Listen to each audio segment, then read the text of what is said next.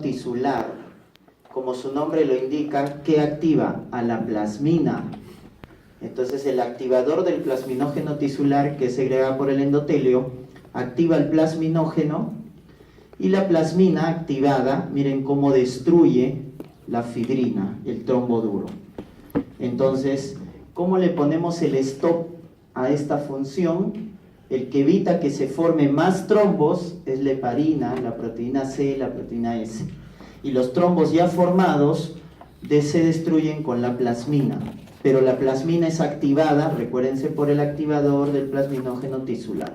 Esos son los componentes de la llamada fibrinólisis.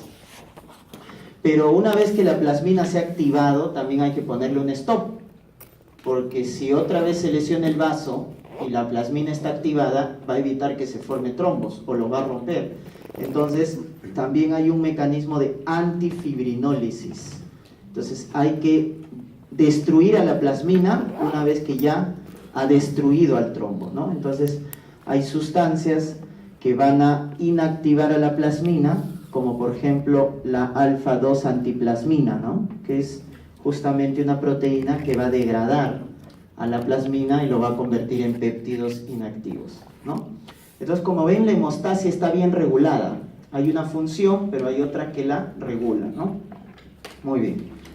Ahí hemos hecho un resumen de lo que han visto en fisiología para poder integrar mejor los conceptos de farmacología, ¿ya? Entonces, la hemostasia primaria, decíamos, era función de las plaquetas. Entonces, cuando se producía la lesión de un vaso, generalmente los vasos se lesionan los que tienen placas de ateroma, ¿no? Placas de colesterol. Entonces, cuando se lesiona un vaso, se expone el colágeno, el endotelio expone el colágeno. Miren, ahí está el factor de von Willebrand que habíamos visto que hace adhesión plaquetaria, ¿no? ¿Qué glucoproteína trabaja ahí? 1B. La 1B trabaja en la adhesión, que se une al factor de von Willebrand. Entonces, al adherirse la plaqueta al endotelio, la plaqueta se activa. Una vez que la plaqueta se adhiere al endotelio, la plaqueta se degranula, libera gránulos. ¿Qué gránulos va a liberar? De ADP, de tromboxano, de serotonina, catecolaminas, calcio, etc. Pero miren los dos más importantes que les mencioné, ADP y tromboxano. El ADP ya está formado en la plaqueta. Entonces lo que hace el ADP es solamente liberarlo.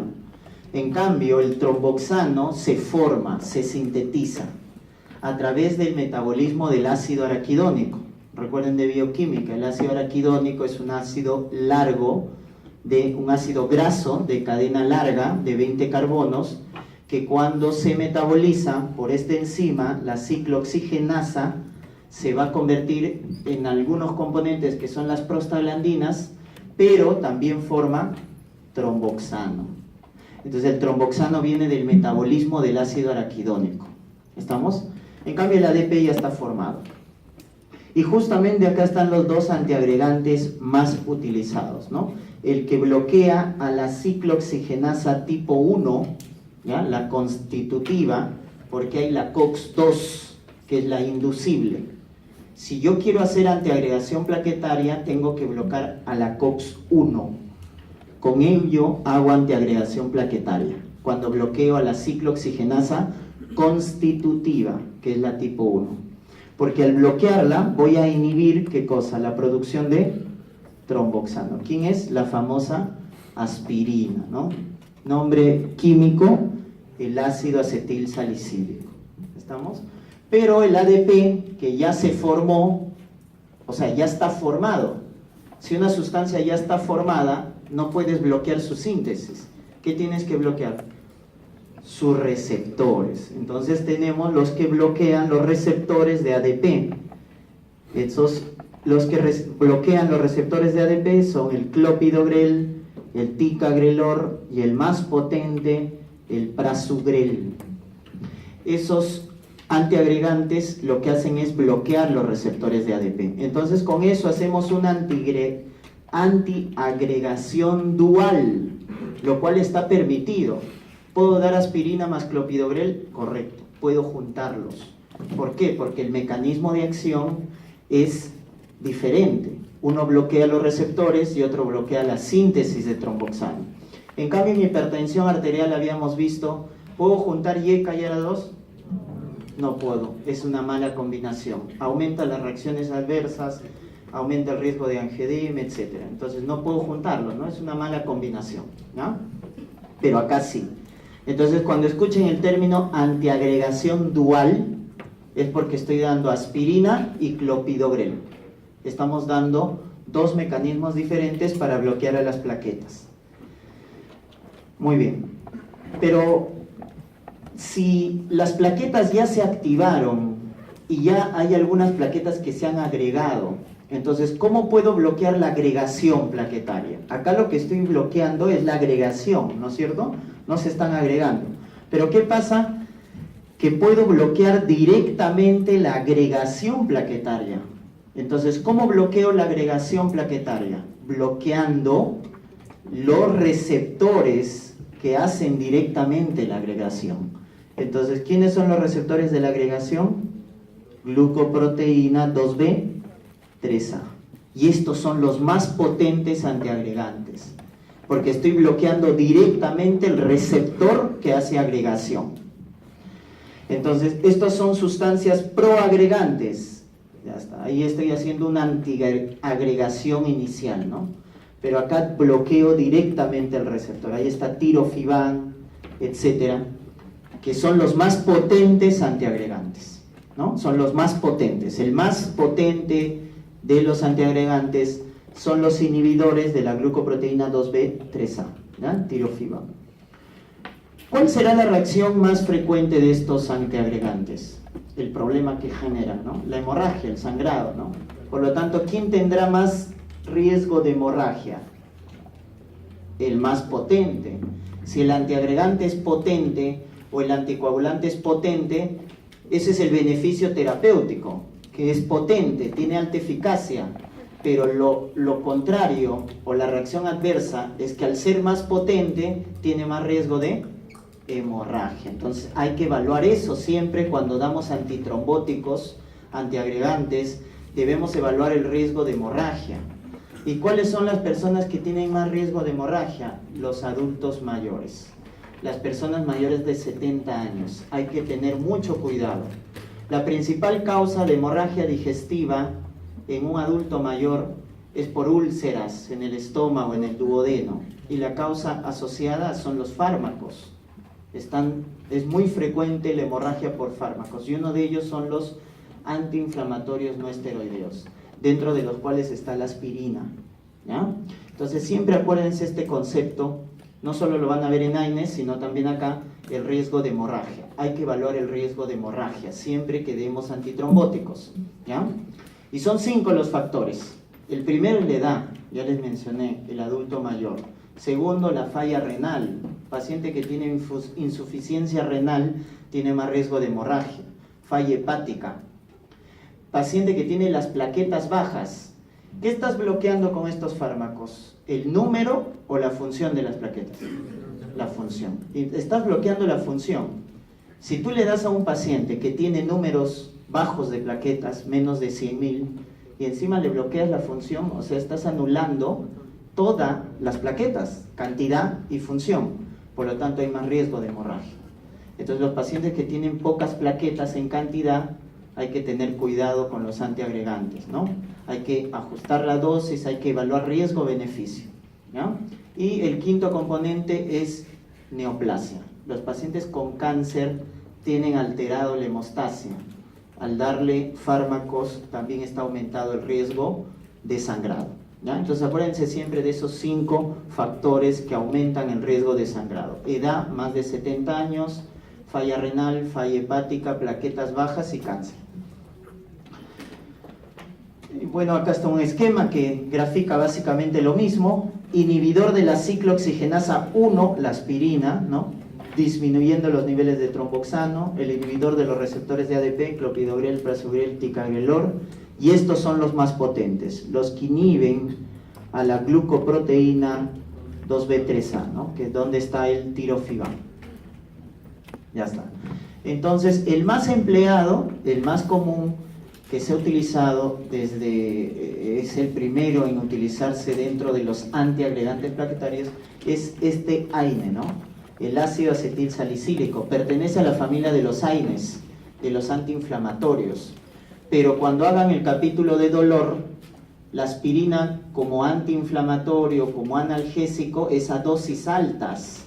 La dosis antiinflamatoria de aspirina es a partir de los 500 miligramos para arriba. Acá damos dosis bajas como antiagregante. Como antiagregante de mantenimiento se da aspirina de 81 miligramos, 100 miligramos. O sea, la dosis baja de aspirina tiene efecto antiagregante. Las dosis altas tienen efecto antiinflamatorio. La función antiagregante de la aspirina depende de la inhibición de la COX-1. En cambio, el efecto antiinflamatorio depende de la inhibición de la COX-2. Entonces, la COX-1, cuando se inhibe, ese es el efecto antiagregante. Y cuando inhibo a la COX-2, ese es el efecto antiinflamatorio. Entonces, el efecto de la aspirina depende de la dosis y depende a qué enzima bloquea. Por eso, cuando damos dosis bajas de aspirina, lo que hace dosis bajas del ácido acetilsalicílico es inhibir la ciclooxigenasa tipo 1. Con ello consigo la función antiagregante. Y ahí está el perfil farmacocinético, ¿no? Administración por vía oral. Viene muchas veces, a veces con cubierta entérica para inhibir justamente la lesión gástrica. Hay protectores entéricos de la aspirina. Biodisponibilidad 40-50%. ¿Qué es la biodisponibilidad?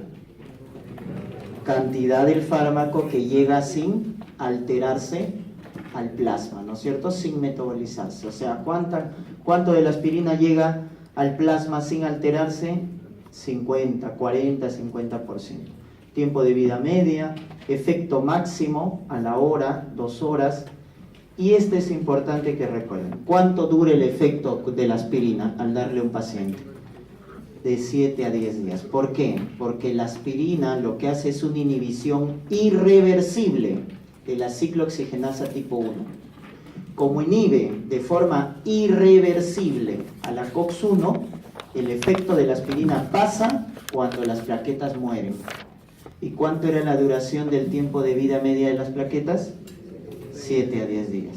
Entonces, el efecto de la aspirina dura el tiempo de vida de las plaquetas. Por lo tanto, si un paciente se va a operar y está tomando aspirina, antes de la cirugía, ¿cuántos días antes debe suspenderlo? 7 a 10 días.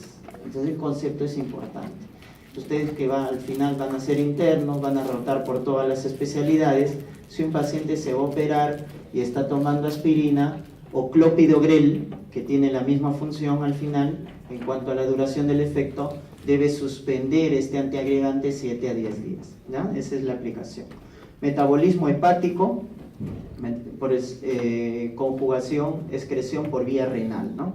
Se filtra y se secreta a nivel del túbulo y del glomérulo. La distribución tiene unión a proteína, la albúmina 90-95%, ¿no? Está unida a esta proteína plasmática que es la albúmina, ¿no? Ya está. Entonces ese es el perfil farmacocinético. Entonces ya hemos dicho, ¿cuál es el mecanismo de acción de la aspirina? Inhibición irreversible de la COX-1. Ese es su mecanismo de acción. La duración del efecto de 7 a 10 días. Las dosis bajas son las que hacen función antiagregante. 81, 100 miligramos. Esa dosis es de prevención. Esa dosis es de mantenimiento. Es decir, ¿en qué casos uso ácido acetilsalicílico? Para prevenir eventos trombóticos, como por ejemplo infarto agudo de miocardio, como por ejemplo accidente cerebrovascular isquémico. Esos dos, ¿cómo se llaman? Eventos cardiovasculares. Infarto, ACV isquémico. Entonces, si un paciente tiene factores de riesgo, yo le voy a dar aspirina. No será a todos, ¿no? ¿Han visto esa propaganda? Es aspirina, ¿no? Para evitar el infarto. No especifica a qué pacientes. No lo puedo dar a todos. tiene que ser a pacientes que tienen aumentado el riesgo de trombosis. Y ahí nos acordamos de los factores cardiovasculares mayores: diabetes, hipertensión, tabaco, dislipidemia. Esos son los 4 jinetes de la muerte, ¿no? De la muerte silenciosa: diabetes, hipertensión, tabaco, dislipidemia.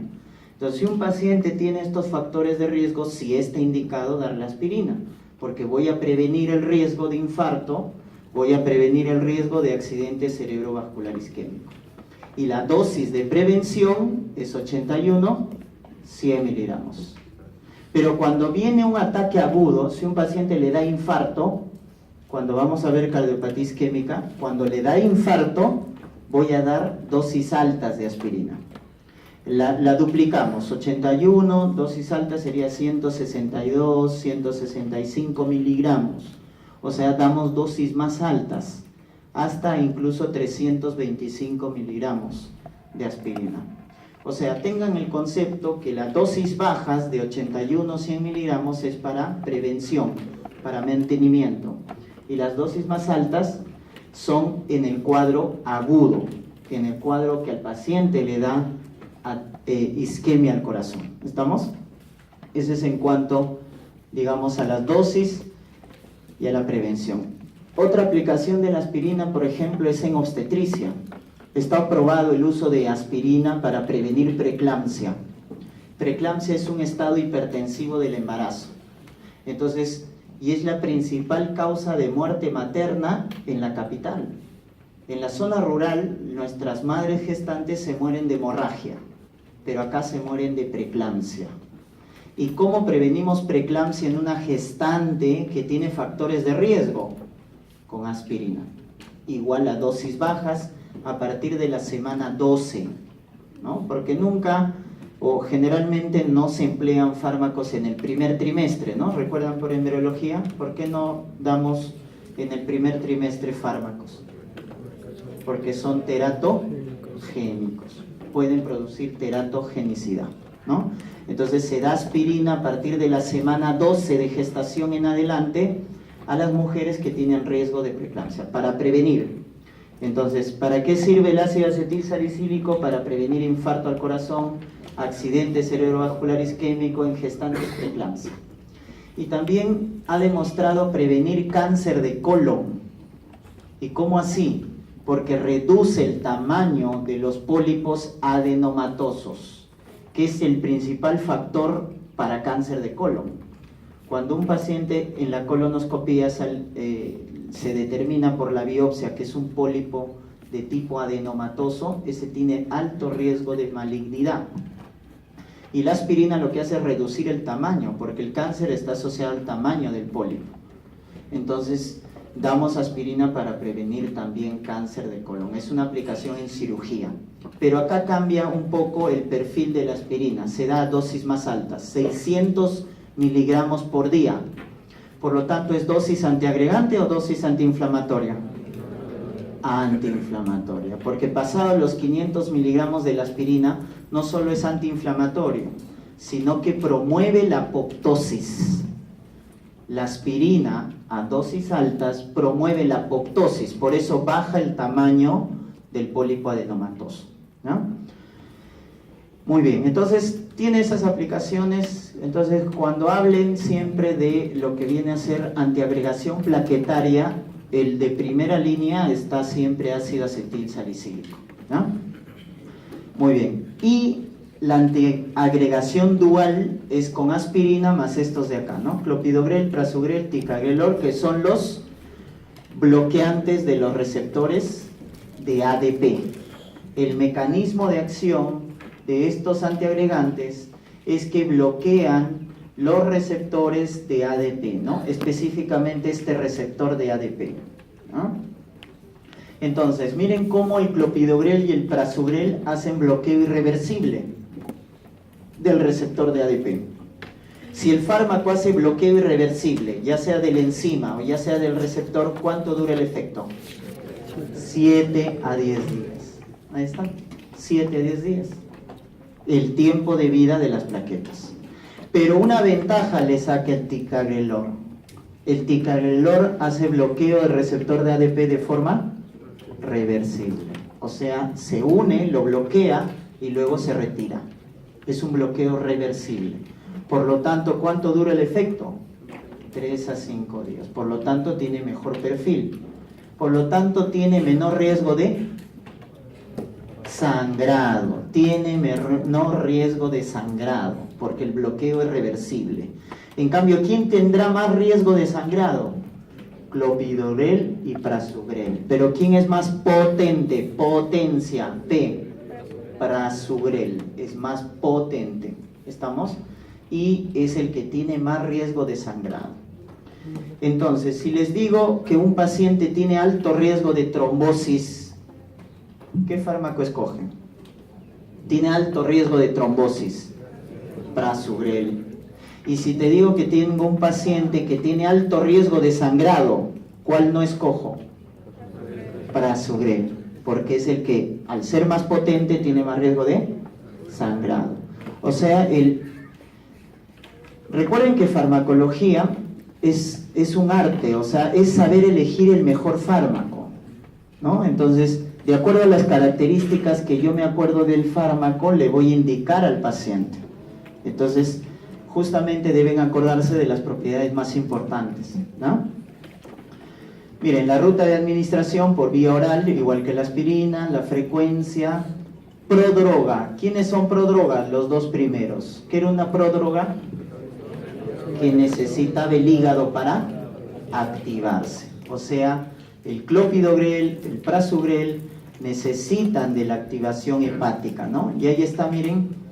En el caso del clopidogrel, acuérdense la interacción con este citocromo, el 1219.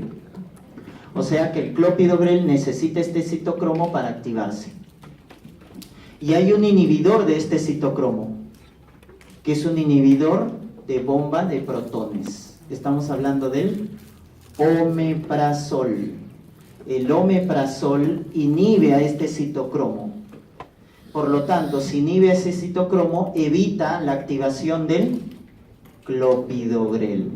Por lo tanto, es una mala combinación dar omeprazol con clopidogrel. No puedes combinar omeprazol con clopidogrel porque hay interacción farmacológica.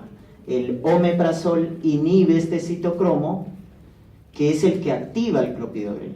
Por lo tanto, hay interacción farmacológica entre clopidogrel y omeprazol. Y en el ticagrelor pasa algo similar, miren, se metaboliza con este citocromo 3A4, CYP3A5. Entonces necesita también la interacción con este citocromo. Entonces este citocromo lo van a ver en farmacogenética, creo hay una clase. Este CYP3A4 tiene mucha interacción con otros fármacos, benzodiazepinas, anticonvulsivantes, incluso el jugo de toronja. El jugo de toronja tiene interacción con este citocromo. Por eso cuando me pregunten en qué paciente que usa antiagregante de esta familia está contraindicado el uso o el consumo de jugo de toronja, en el caso del ticagrelor, porque el jugo de toronja interacciona con este CYP y por lo tanto inhibe el mecanismo de acción del ticagrelor, ¿no? Muy bien, entonces esas cosas tienen que acordarse. Ahí está la duración de la acción, el porcentaje de activación metabólica. Ya está. Muy bien, entonces eso es en cuanto a los inhibidores del ADP, ¿no? El prasugrel, al ser más potente y tiene alto riesgo de sangrado, por esa razón, está contraindicado en ciertos casos, como por ejemplo un ACV isquémico extenso.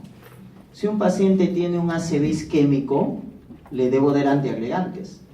Pero si ese ACV isquémico es muy extenso, no puedo dar este antiagregante plaquetario.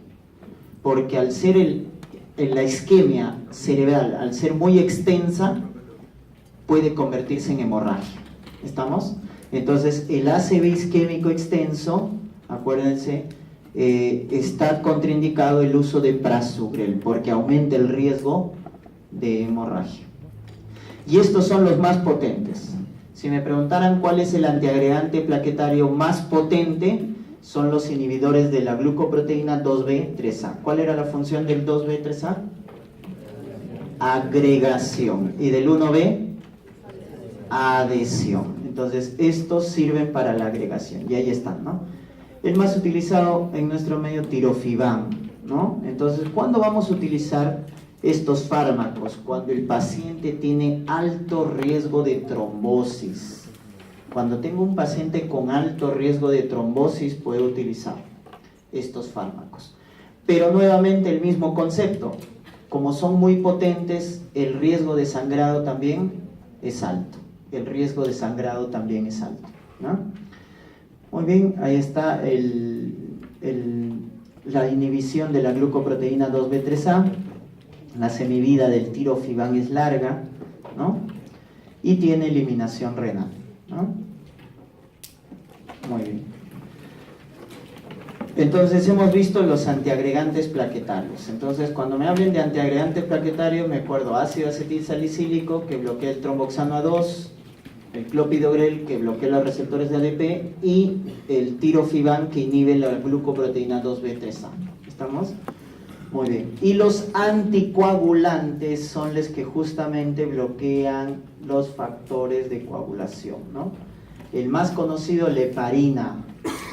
La heparina puede ser de alto peso molecular, a esa se llama heparina no fraccionada, o la de bajo peso molecular. La más representativa, la enoxaparina. Entonces hay dos tipos de heparina, la no fraccionada, que pesa bastante, y la de bajo peso, que es la enoxaparina, ¿no? Y luego también tenemos inhibidores directos de la trombina, antagonistas de la vitamina K. Ahí está la warfarina. La warfarina inhibe la activación de la vitamina K. Entonces acá hay que recordarnos cuáles son los factores vitamina K dependientes. Los vitamina K dependientes son, ¿cuáles son? El 2, el 7, sumo, el 2, 7, 9 y el que le sigue 10. 2, 7, 9, 10 son los factores vitamina K dependientes. Y también los vitamina K dependientes es la proteína C y la proteína S, que eran, ¿qué cosa eran la proteína C y la proteína S? Anticoagulantes. Entonces la warfarina es un inhibidor de la vitamina K, ¿no? Como vamos a ver. Muy bien. Y acá está lo que hemos visto inicialmente, ¿no? La aspirina, los inhibidores del ADP y los inhibidores de la glucoproteína 2B3A. Entonces, tenemos la heparina no fraccionada y la de bajo peso molecular, ¿no? Miren, ahí está la diferencia de peso molecular, es 3 veces menos la enoxaparina, la que es de bajo peso molecular, ¿no? La heparina no fraccionada generalmente se da por vía endovenosa. En cambio, la enoxaparina se da por vía subcutánea. Por lo tanto, ya hay una ventaja con la enoxaparina, que la ruta de administración es más fácil, es subcutánea. La estructura en la que actúa la heparina bloquea los receptores 10, los receptores 2, también el 9, etc.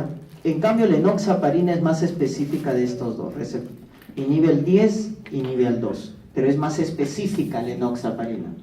La heparina no fraccionada es más inespecífica. En cambio, la enoxaparina es más específica del 10 y del 2. Entonces acá podemos ver el mecanismo de acción. Esta es la heparina no fraccionada, la de alto peso molecular, ¿no? Y cómo actúa. ¿Qué hace la heparina? Potencia 100 veces la acción de la antitrombina 3. Potencia 100 veces la acción de la antitrombina 3. Entonces lo que hace esta enzima, la antitrombina 3, al unirse con la heparina, que la potencia, es inhibir al factor 10 y también inhibe al factor 2, que es la trombina, ¿no? ¿Cómo se llama el factor 10? El factor de Stuart. Entonces, bloquea el factor de Stuart y bloquea el factor de trombina, o sea, al 10 y al 2. Ahí está. El de bajo peso molecular, como pueden ver por acá, también potencia, la enoxaparina, la de bajo peso, también potencia la acción de la antitrombina 3 y inhibe. Pero inhibe más específicamente ¿a qué factor? Al 10. O sea que la enoxaparina es más específica del 10 que del 2. En cambio, a la heparina no fraccionada le da lo mismo inhibir al 2 que inhibir al 10. Por lo tanto, ¿quién es más específica? La enoxaparina. A la enoxaparina le gusta más el 10 que al 2. En cambio, a la de alto peso molecular, a la no fraccionada, le da lo mismo. Por eso les menciono que la heparina no fraccionada es inespecífica. En cambio, esta es más específica. Por lo tanto, ¿quién tiene más riesgo de sangrado? La no fraccionada tiene más riesgo de sangrado, porque le da lo mismo inhibir a los dos. En cambio, la enoxaparina es más específica, de un solo factor, que es el factor, principalmente el factor 10. ¿Estamos? Esa es otra ventaja entonces de la enoxaparina. La enoxaparina tiene menos riesgo de hemorragia en comparación de la heparina no fraccionada. Y este es un polisacárido, es un pentasacárido, el Fondaparinux. Este es un anticoagulante que nace porque el problema de las heparinas es que tienen riesgo de hemorragia. El riesgo de hemorragia se aumenta bastante con estos anticoagulantes. Entonces el Fondaparinux es el que tiene menos riesgo de hemorragia en comparación con las heparinas. Este pentasacárido, como pueden ver acá, este pentasacárido también potencia de la acción de la antitrombina y bloquea específicamente al factor 10. Por lo tanto, al ser más específica incluso que la enoxaparina, su riesgo de hemorragia baja. Por lo tanto, cuando tenga un paciente con alto riesgo de sangrado, pero necesito darle un anticoagulante, Fondaparinux es el indicado. Por ejemplo, pacientes con falla renal.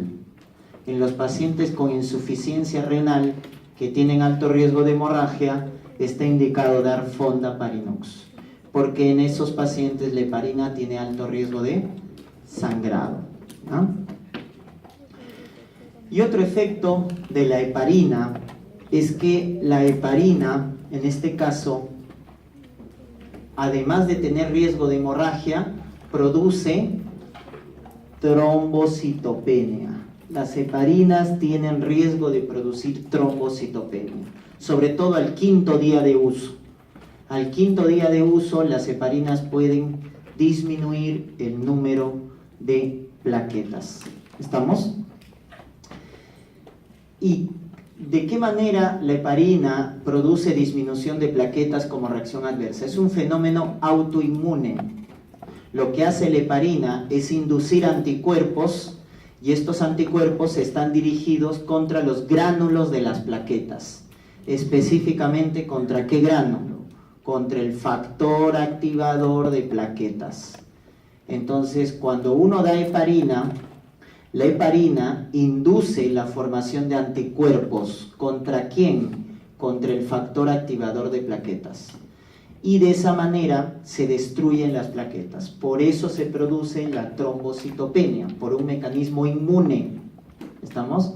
Sobre todo al 5.º día de uso. Y eso aumenta más el riesgo de sangrado. Por lo tanto, cuando doy heparina, debo monitorizar el número de plaquetas por el riesgo de trombocitopenia, ¿no? En gestantes, recuerden que la heparina no atraviesa la barrera placentaria. Por lo tanto, si me preguntan cuál es el anticoagulante de elección en gestantes, la heparina, porque no pasa la barrera placentaria, de tal manera que no le hace daño al feto. Entonces, las heparinas son de elección en el caso de gestación, sobre todo la enoxaparina. Este es el mejor en gestantes. La enoxaparina es de elección, ¿no? en gestantes y también en pacientes con neoplasias. Si un paciente tiene cáncer, es mejor utilizar enoxaparina en comparación que la heparina no fraccionada, ¿no? Muy bien, eso son algunos datos que tienen que acordarse del uso. Y el que tiene menos riesgo de sangrado, como hemos hablado, es el Fondaparinux. Las heparinas, chicos, tienen mecanismo de acción rápida. Por lo tanto, si yo quiero hacer una anticoagulación rápida, utilizo heparina. Entonces, si tengo un paciente con una trombosis, por ejemplo, una trombosis venosa profunda de los miembros inferiores, las venas, en este caso del territorio femoral, popliteo o de la tibia, se han formado trombos, eso se llama trombosis venosa profunda, debo hacer una anticoagulación inmediata. ¿Con qué hago una anticoagulación inmediata? Con las heparinas, porque el inicio es su inicio de acción es en las primeras 24 horas. Entonces ese concepto tienen que fijar. Cuando tengo que hacer una anticoagulación rápida, inmediata, debo utilizar las heparinas. Sirven para la anticoagulación inmediata, por eso se dan por vía parenteral, endovenosa en el caso de la no fraccionada y subcutánea en el caso de la enoxaparina. ¿Cómo controlo el uso de las heparinas? La que se controla es esta, la heparina no fraccionada, porque es el que tiene más riesgo de sangrado, por ser más potente. Y la controlo o la monitorizo con el TPTA. ¿Quién era el TPTA? ¿Qué controlaba el TPTA? ¿La ex o la in? La intrínseca. Porque ¿dónde participa el factor 10, el factor 2, el factor 9? En la in. ¿Quién era la ex? 3,7. Cortita nomás la ex. 3,7. Acuérdense, ¿no? Entonces yo monitorizo la heparina no fraccionada con TPTA, tiempo parcial de tromboplastina activada. ¿Y quién no necesita monitorización?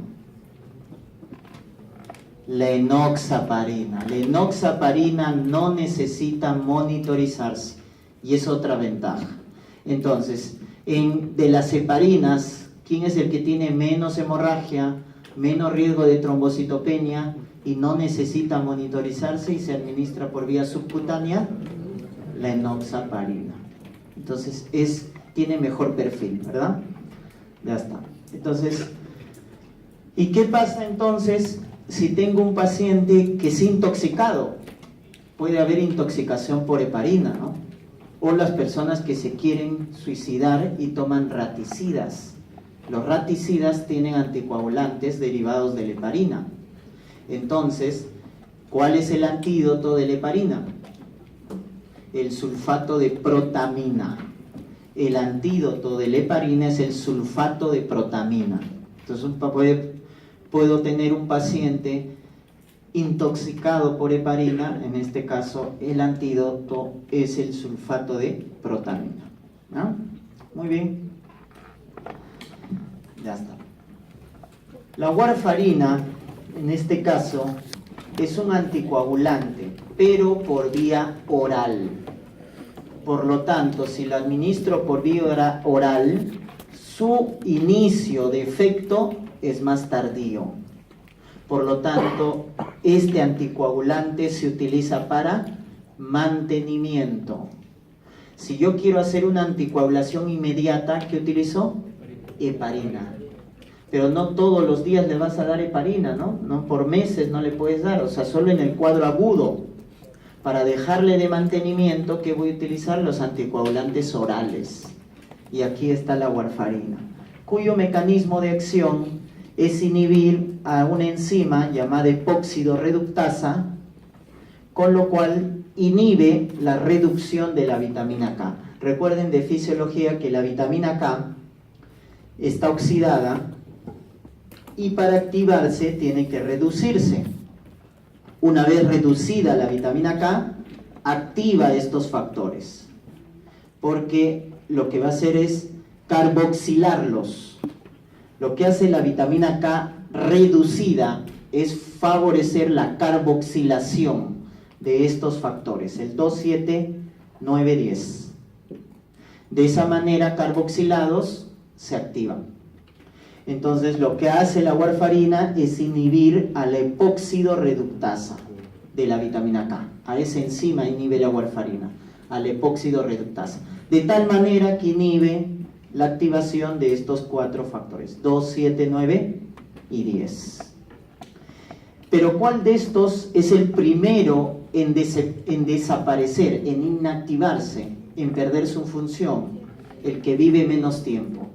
Y el que vive menos tiempo es el factor 7. ¿Y dónde participaba el factor 7? ¿En la EX o en la IN? En la EX. ¿Y cómo mido la EX? Con el TP. Entonces, ¿con qué se controla la anticoagulación por warfarina? Con el TP, con el tiempo de protrombina. Entonces, en un inicio, cuando yo estoy dando warfarina, voy a controlar con el TP, porque es el más precoz que va a alterarse cuando doy warfarina, porque el primero en perder su función es el factor 7. Pero cuando pase las horas, también ya se van a inactivar ¿a qué factor?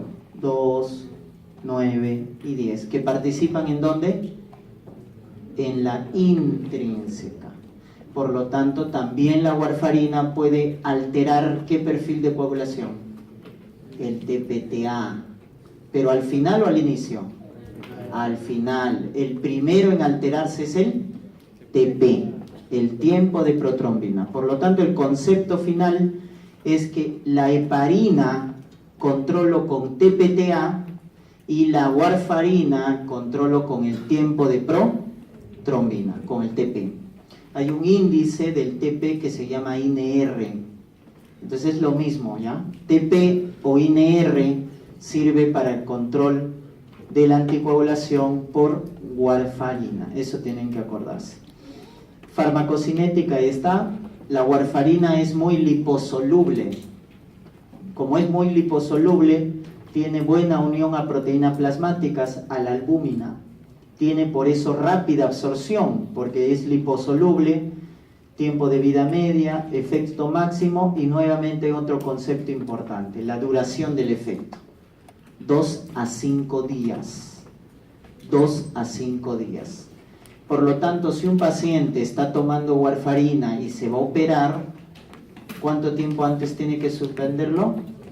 2 a 5 días. 5 días antes es lo recomendado, previo a la cirugía. Si estaba tomando aspirina, 7 a 10 días. Y si está tomando heparina, 12 a 24 horas antes de la cirugía. Entonces, ¿por qué? Porque las heparinas hacen anticoagulación inmediata, rápida. Por eso, antes, 12, 24 horas antes de la cirugía, lo suspendo, ¿no? Muy bien. Se metaboliza por vía hepática y al tal CYP12-9, la excreción es renal biliar. Muy bien. Entonces, la warfarina, el concepto que deben acordarse es que sirve para la anticoagulación mediata, tardía, de mantenimiento. Entonces, si yo tengo un evento agudo, les había mencionado, trombosis venosa profunda, ¿qué utilizo de forma inmediata? Heparina. Pero también le inicio warfarina cuando hay trombosis aguda. Entonces, ¿cómo es la anticoagulación? Le doy heparina y le doy warfarina. Y al 5.º día le retiro ¿a quién? A la heparina. ¿Y me quedo con quién? Con la warfarina. Porque la warfarina es de mantenimiento, en el efecto tardío. Perfecto. Ese es el concepto general. Porque la warfarina, su efecto comienza de forma tardía. Entonces yo le doy al inicio para esperar el efecto, pues, que al 5.º día ya tiene su efecto máximo.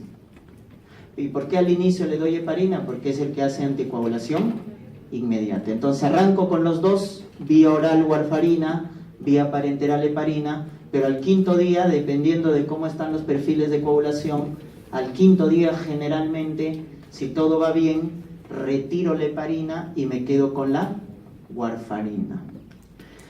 La heparina que sí puede usar, y la van a ver en la práctica clínica, la heparina que sí puede utilizar de manera crónica es la enoxaparina, porque su administración, ¿cómo es? Por vía subcutánea. Es fácil, el paciente puede incluso autoadministrarse, pero siempre hay que monitorizar, ¿no? Entonces, la que sí se puede emplear de uso crónico de las heparinas, la enoxaparina, por su ruta de administración y tiene menos riesgo de hemorragia. Muy bien. Esta es teratogénica, por lo tanto está contraindicada utilizar en la gestación, porque al ser liposoluble sí atraviesa la barrera placentaria y produce daño a nivel del embrión, ¿no? Es embriotóxica, ¿no? Por lo tanto, en la gestación, como anticoagulantes, está contraindicado el uso de warfarina, es teratogénica, ¿no? ¿Qué otra reacción adversa podemos encontrar aparte de la hemorragia, aparte de la teratogenicidad? Es que la warfarina puede producir necrosis cutánea. Y las necrosis cutáneas, o sea de la piel, son más frecuentes en las zonas distales, dedos de la mano o del pie. Por eso hay un síndrome con la warfarina que se llama el síndrome del ortejo morado. O sea, necrosa los dedos del pie, puede necrosarlos. ¿Y por qué produce necrosis la warfarina? Si es un anticoagulante. Entonces la respuesta está en las vías de coagulación. ¿A quién bloquea inicialmente la warfarina? ¿A la vía ex o a la in? A la ex, porque ¿quién era el primero en disminuir? El 7. Pero también les mencioné